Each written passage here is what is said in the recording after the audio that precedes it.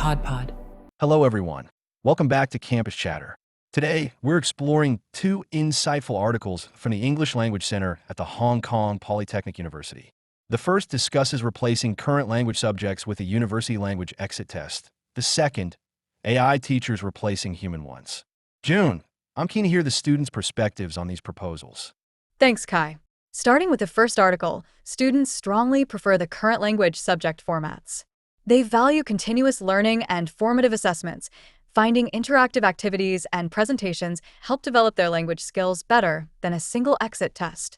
Courses like ELC 1011, ELC 2011, ELC 2013, and ELC 1A10 all echoed this support.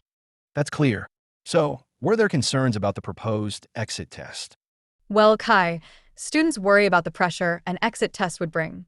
They fear it could impact their GPA and graduation prospects, as mentioned by courses like ELC 3121, ELC 3321, and ELC 501. Plus, they doubt an exam can assess practical, discipline-specific skills they currently learn in their subjects. I see. Now, what about their views on AI teachers? In the second article, students emphasize the value of human interaction and emotional support in learning. They argued that AI teachers lack these crucial elements and can't teach complex skills or provide personalized feedback. Courses highlighted the importance of human connection in language learning and the necessity for a human touch in cultural exchange and interpersonal communication.